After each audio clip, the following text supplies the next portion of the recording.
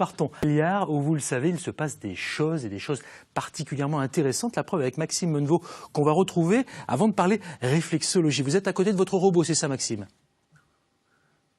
Bah oui Pascal, regardez, je suis toujours avec 88, c'est son petit nom, de ce robot intelligent. Alors on va vous le présenter parce que en fait ce robot, je suis avec Yacine Ruichek, bonjour. Bonjour. Vous êtes professeur ici à l'UTBM, spécialiste de la robotique. Présentez-nous un petit peu 88. Voilà, 88 c'est un robot donc, qui est doté de plusieurs capteurs.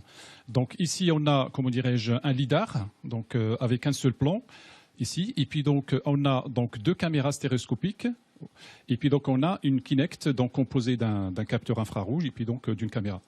Voilà. Et ce robot, en fait, il a été prêté par Toyota, c'est ça? Et le but, c'était de le rendre intelligent, en fait. Tout à fait. Donc Toyota nous a prêté donc gracieusement donc ce robot pour pouvoir implémenter des fonctions d'autonomie, de navigation et puis donc d'aide à la personne à domicile. Alors, on va demander à Zi, qui est à côté de vous, qui est aussi enseignant ici à l'UTBM. Est-ce que vous pouvez lui donner un ordre à ce robot? Qu'est-ce qu'on peut lui demander, par exemple? Avec plaisir. On peut lui demander d'aller chercher un café, par exemple. Alors, comment ça marche? Allez-y. 88. Okay, I am going to bring you coffee in the room M414. Voilà, donc là, normalement, Zi, il va partir, le robot, c'est ça? Oui. Parlez bien dans le micro. Oui. Alors voilà, on va essayer, on espère que 88, voilà, ça y est, il commence à avancer, notre petit robot.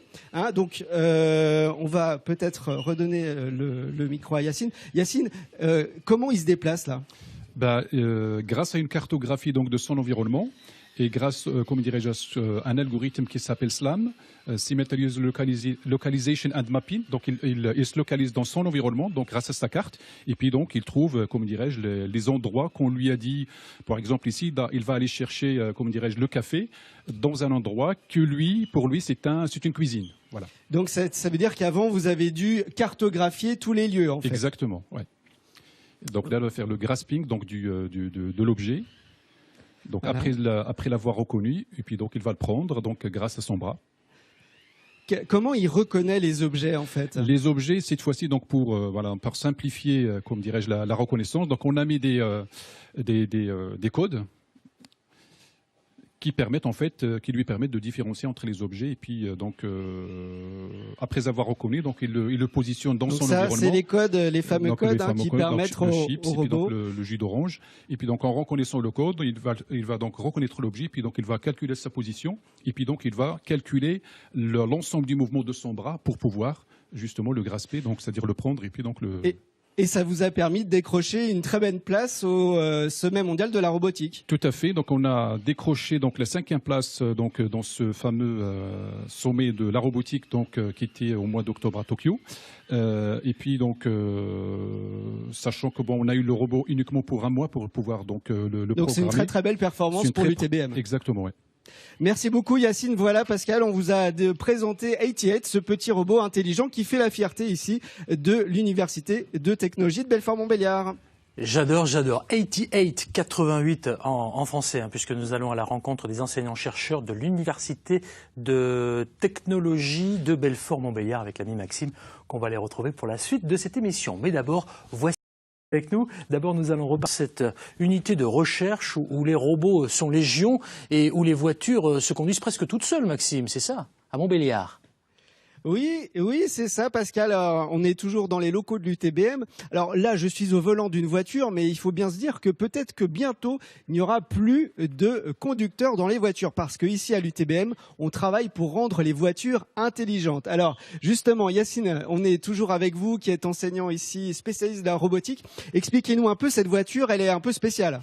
Oui, tout à fait. Donc, c'est une voiture dite intelligente, autonome, parce que il est robotisé tout d'abord, et puis donc, il est doté de plusieurs capteurs. Alors, montrez-nous les capteurs. Il y a quoi, par exemple? Donc, ici, vous avez par exemple un télémètre laser, donc à un seul plan, donc qui permet de mesurer les distances et la position sur un plan. Et vous avez aussi donc un radar, donc comme les radars qu'on connaît. Donc, c'est un radar, donc qui permet aussi donc de suivre le mouvement des objets.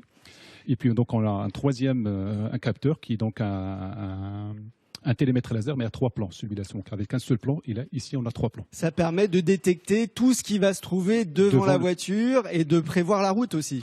Tout à fait. Donc ça permet de détecter les objets et puis donc de les suivre pour pouvoir donc analyser le comportement des objets devant le véhicule. Alors cette voiture, comment vous travaillez dessus? Expliquez-nous un petit peu, qu'est-ce que vous faites comme recherche? Les principales thématiques de recherche au laboratoire, c'est faire de la perception de la localisation multicapteur.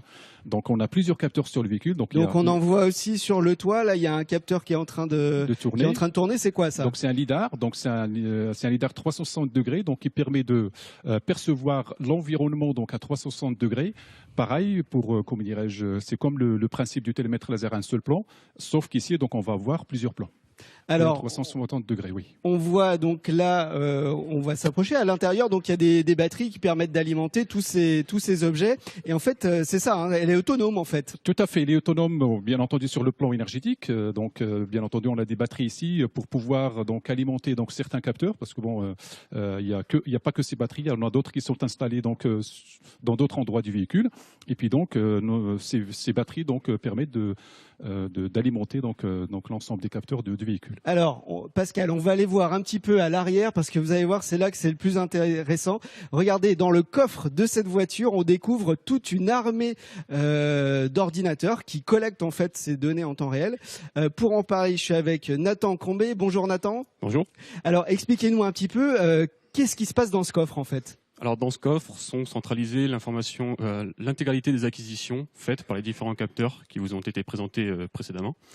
Donc on peut voir au centre un nuage de points tridimensionnel, donc acquis par les deux lidars.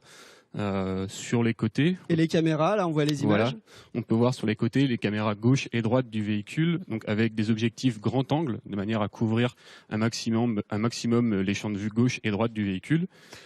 Nathan, oui. Le véhicule intelligent, on en parle beaucoup en ce moment, c'est un peu à la mode, mais est-ce que ça vient? Est-ce que ici à Montbéliard, on est vraiment en avance sur ce point?